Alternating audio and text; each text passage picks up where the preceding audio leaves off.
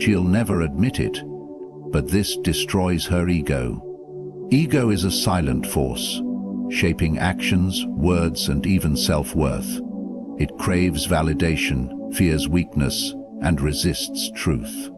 But what happens when the illusion breaks? When the very things that sustain pride are stripped away? There are moments in life that shake even the strongest egos. Moments of failure, indifference, and self-realization. These moments are not defeats, they are awakenings. True strength is not in avoiding them, but in facing them head-on. Stay with me as we uncover the hidden truths that challenge the ego. And by the end, you may see power in a whole new way. Number 1. Ego thrives on control. The ego is built upon the illusion of control. It craves certainty, dominance, and the power to shape the world according to its desires. When things go as expected, the ego is satisfied. But the moment reality deviates from its plan, discomfort sets in. The more someone tries to control everything, situations, people, and outcomes, the more fragile their ego becomes. Imagine a queen who believes she has absolute authority over her kingdom. She dictates orders, expecting unquestioning obedience. But one day, a trusted advisor defies her, revealing that the people no longer fear her rule. Suddenly, her world is shaken. She realizes she was never in control, only living under the illusion of it. The ego reacts the same way when it loses its grip. This is why unexpected events, broken relationships, or unfulfilled desires cause such distress. The ego assumes it can dictate how life unfolds, but life does not bend to the ego's will. A person who believes she can control every aspect of her environment inevitably suffers when she encounters forces beyond her influence. Control is fleeting. The weather changes, people make choices outside of our expectations, and the world moves forward with or without us. The ego despises this truth because it thrives on predictability. It seeks power over everything but itself. When reality exposes its weakness, the ego shatters. To resist this suffering, one must accept the limits of control. Mastery over oneself is possible, but mastery over everything else is an illusion. The more one lets go of external control, the stronger they become internally. True power does not lie in ruling over others, but in ruling over one's own reactions. And number 2, rejection shakes the ego. Rejection is one of the greatest threats to the ego, because it challenges the belief that we are important, valued, and worthy of acceptance. The ego thrives on approval, but when that approval is denied, it feels like an attack on identity itself. A performer who steps onto a grand stage, expecting applause. She has practiced tirelessly, convinced that the audience will admire her, but when silence greets her instead, doubt creeps in. The applause she assumed was guaranteed never comes, and suddenly her confidence falters. Was she not as skilled as she thought? Was she mistaken about her own worth? This is the sting of rejection, the ego assuming it deserves validation, only to be denied. When someone is rejected by a friend, a lover, an employer, it creates a wound deeper than mere disappointment. The ego interprets it as proof of inadequacy, even when it is not. It fixates on the rejection, replaying the moment endlessly, searching for an explanation. The truth, however, is simple. Rejection is often not personal. It is a reflection of circumstance, preference, or timing, not an absolute statement of worth. Yet the ego refuses to see it that way. It demands acceptance and validation from others because it struggles to create its own. The more someone depends on external approval, the more fragile their confidence becomes. True strength lies in detaching from the need for constant validation. Rejection is not the end of self-worth. It is a test of it. The person who learns to endure rejection without losing themselves is the one who is truly free. Number 3. Being replaced is unbearable. The ego craves uniqueness.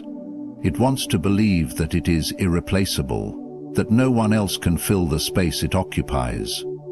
But when someone is replaced, whether in relationships, careers, or social circles, the ego experiences a deep and unsettling wound. This is because being replaced feels like erasure.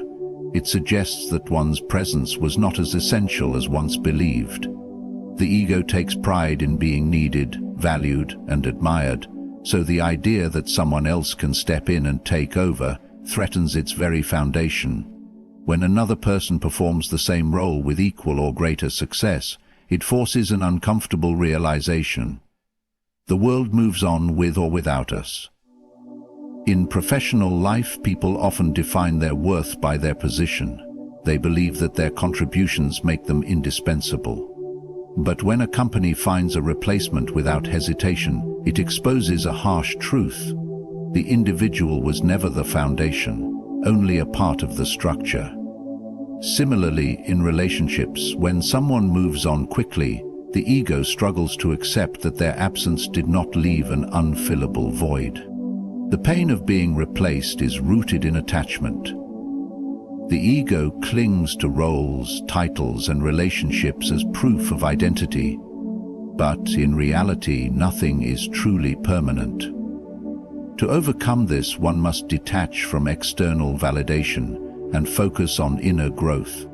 A person who defines themselves by their essence rather than their role will never fear replacement. Their worth does not depend on being the only one, but on being the best version of themselves. When the ego lets go of the need to be irreplaceable, true confidence is found. Criticism feels like an attack. The ego struggles with criticism because it sees it as a direct attack on its identity rather than an opportunity for growth. When someone critiques our actions, choices, or beliefs, the ego immediately becomes defensive, seeking to justify itself rather than listen. This is because it associates being wrong with being weak, and weakness is something the ego refuses to accept. Criticism challenges the self-picture that a person has carefully constructed. If they see themselves as intelligent, skilled, or morally upright, any comment suggesting otherwise threatens that perception. Instead of considering whether the feedback is valid, the ego reacts emotionally, either rejecting the criticism outright or counterattacking to protect itself. The fear of criticism often leads people to avoid challenges, suppress their opinions, or stay in their comfort zones. They would rather remain stagnant than risk being told they are not good enough. This limits growth because constructive criticism is one of the most powerful tools for self-improvement. Avoiding it only delays progress. A person who masters their ego understands that criticism is not a reflection of their entire worth, but rather a perspective on a specific action or trait. They take what is useful from feedback and discard what is not, without letting it define them. Strength is found in humility, the ability to acknowledge flaws without losing confidence. To move beyond this weakness, one must reframe criticism as guidance rather than judgment. The strongest individuals are not those who avoid critique, but those who embrace it, refine themselves, and become better because of it. The ego sees criticism as a threat, but the wise see it as a gift. 5. Indifference is more painful than hate. The opposite of love is not hate. It is indifference. Hate, though negative, still carries an emotional charge. It means that someone acknowledges your existence, even if in opposition. Indifference, on the other hand, erases you from significance. It implies that your presence, actions, or words do not matter at all. The ego thrives on reactions. Whether it is admiration or anger, any response reinforces the idea that one's presence has an impact. When someone is met with indifference, it shatters this illusion. It forces them to confront the unsettling possibility that they are not as important as they believe themselves to be. This is why being ignored can be more painful than being hated. When faced with hostility, a person can engage, argue, or attempt to prove themselves. But when there is no reaction at all, the ego finds no way to defend itself. It is left questioning its relevance, searching for meaning in an absence of acknowledgement. Indifference removes power. It denies control and influence, leaving the ego feeling small and insignificant. Many people would rather be remembered for something negative than not be remembered at all, because the idea of complete irrelevance is unbearable to the self-centered mind. Those who are emotionally strong understand the weight of indifference and do not seek external validation. They recognize that true significance is not determined by others' recognition, but by their own sense of purpose. Instead of chasing attention, they focus on becoming individuals of value, whether or not the world acknowledges them. In doing so, they rise above the fragile needs of the ego, embracing a deeper sense of self-worth that is not dependent on anyone else. Number 6. Failure in the eyes of others. Failure is often judged not by its actual impact, but by how it is perceived by others. Society defines success through external achievements, status, wealth, recognition, while failure is seen as the absence of these things. This creates an illusion where even personal growth, discipline, or progress can be dismissed as failure if it does not fit conventional expectations. The ego fears this external judgment. It dreads being seen as inadequate or incapable, often valuing perception over reality. Many avoid taking risks, not because they doubt their abilities, but because they fear the opinions of those watching. This fear stifles growth, keeping people trapped in situations that do not serve them, simply to maintain an illusion of success. True failure is not making mistakes or facing setbacks. It is allowing the opinions of others to dictate one's choices. The strongest individuals understand that failure is a process, not a label. Every misstep, loss, or rejection is simply part of refinement, shaping them into something greater. What appears as failure to the outside world may, in fact, be the very thing leading to long-term success. Perspective matters. If one views failure as the end, they will resist challenges and hesitate to act. But if failure is seen as an essential step, then each setback becomes a lesson rather than a defeat. Those who seek external validation will always feel limited by others' opinions. Those who focus on their own growth understand that what matters is not how failure looks to others, but how it contributes to their progress. The judgment of others is fleeting, but personal development lasts. The wise embrace failure, knowing it is not an obstacle but a necessary path toward true mastery. Number 7. Losing power over someone. Power is not always about control in the traditional sense. It often operates in subtle ways, through influence, emotional dependence, or the ability to shape another person's thoughts and actions. When someone loses that influence, it is a direct challenge to their ego. The ego thrives on feeling needed, on knowing that its presence has an impact. When someone no longer reacts, no longer seeks approval, or no longer depends on another for validation, the ego perceives this as a loss. It is not the actual loss of power that stings the most, but the realization that it was never permanent to begin with. Many try to maintain control by creating dependence, whether through emotional ties, manipulation, or authority. But real strength lies in recognizing that power over others is fleeting. People change, grow, and evolve. The moment they no longer need external validation, they become immune to control. Losing power over someone is unsettling because it forces a person to confront their own limitations. It removes the illusion that they can dictate another's emotions or decisions. This is why indifference, independence, and self-sufficiency often provoke strong reactions. They signal that the individual is no longer within reach of influence. True power is not about possessing control over others, but mastering oneself. When someone seeks to control others, they are bound to their reactions. But when they focus on self-discipline and inner strength, they become untouchable. Those who depend on controlling others will always struggle when that power slips away. Those who cultivate control over themselves will never feel the need to cling to what was never truly theirs. Number 8, being proven wrong. The ego clings to being right as if it were a measure of self-worth. It associates correctness with strength and intelligence, making any contradiction feel like a personal attack. When someone is proven wrong, especially in front of others, it is not just an argument lost. It is a blow to their perceived authority and confidence. The deeper the attachment to an idea or belief, the harder it becomes to accept opposing evidence. Instead of seeing correction as an opportunity to grow, the ego sees it as a challenge to its dominance.